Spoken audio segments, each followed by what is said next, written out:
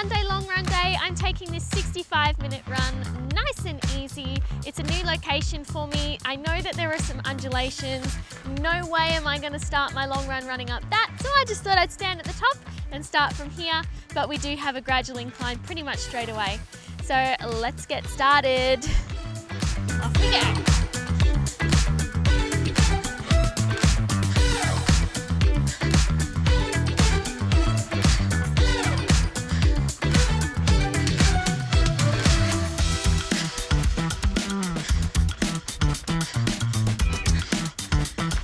Lovely way to start the run.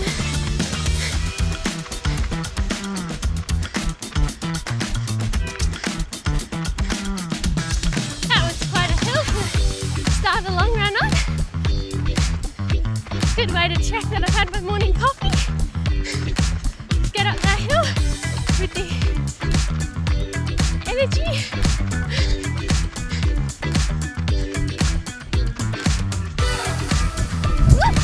I just lost my hat.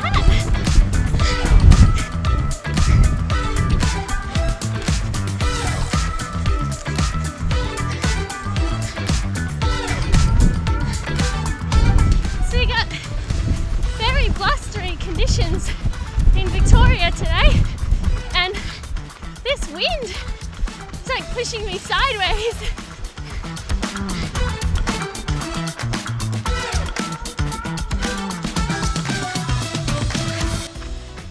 So I've got 2 half marathons that I've signed up for this year. Ballarat half in April and Sunshine Coast half in August. Now,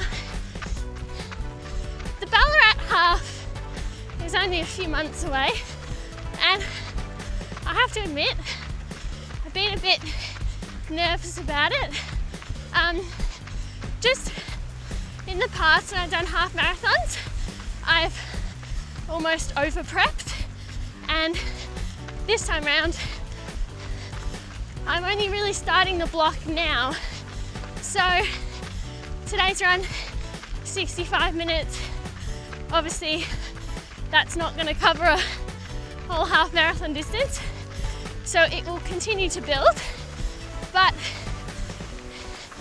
I've been trying to focus less on the end goal and focus more on just trusting my program, trusting what my coach Jackie has set me, and working with my body. So trying to remove the anxiety of race day by just breaking down the training block into chunks, and that's been helping. So focusing on what the goal is behind each run.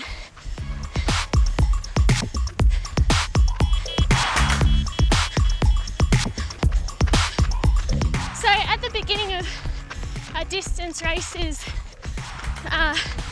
training block, so if you're aiming for half marathon, marathon, the first thing that I just think we focus on is just time on the feet, time in the legs for your long runs.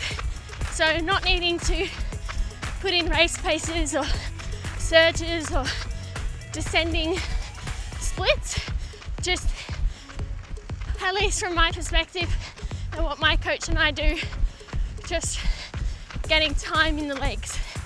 So over the next couple of months, that's exactly what the goal is, because the quality race work that we do happens in the sessions, and then for now, just trundle along on the easy runs, practice just keeping calm, keeping good technique, have a couple of sips of fluid, start to get the stomach tolerating fluids whilst running, before we focus on running fast in those longer runs. So this is actually quite a nice phase of the block to explore some different locations and see if it's going to work for doing a long run with quality down the track.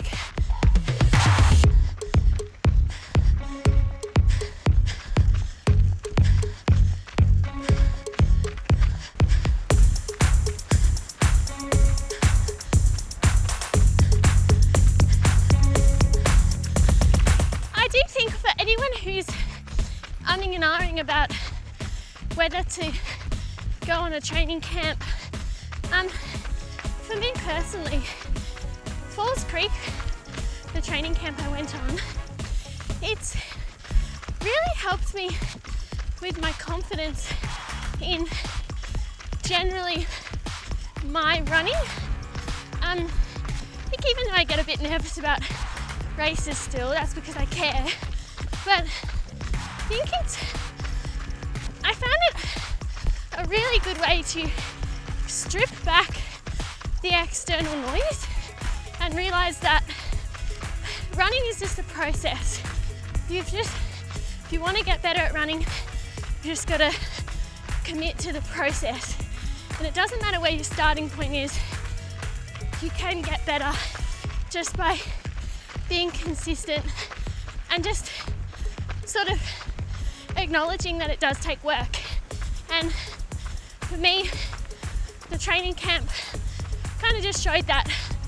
We went running, we worked hard in training sessions, we went easy on the easy days, and we just stripped back all the other noise. And so I've been able to come home and just go, okay, what process do I need to commit to today? I've got to do this and this for training, I've got to do this and this for recovery, I've got to do this and this for work, I've got to do this and this for fuel. And it just simplified the process for me, and it's just made it easier for me to relax in the runs. Just be like, this is just part of the process. The run today doesn't define the race in 4 months or in a week or tomorrow. So yeah, strip it back, understand the process, and just commit to it. I will give a shout out to my husband on the bike who films all of this content and puts it together. He has to cycle my runs with me. So when you see me running up a hill, not only is he cycling up it, he's got cameras, backpacks, water, he's thinking about the camera angles. So shout out to my husband. And also just say thank you to all the people in your life that support you, because they're pretty amazing. Oh yeah, and he looks out for cars too. He keeps me alive. Actually, just quickly on your support team, I watched a recent video that Lucy Charles Barclay released on YouTube about what happened in her Kona race this year, and her husband identifying something was wrong, following his instinct and going and helping her. They made some really important points in that video, that competition is one thing, but your health is the most important thing.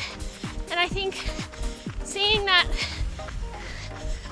decision occur in real time and seeing that support from Lucy's husband, it was amazing to witness.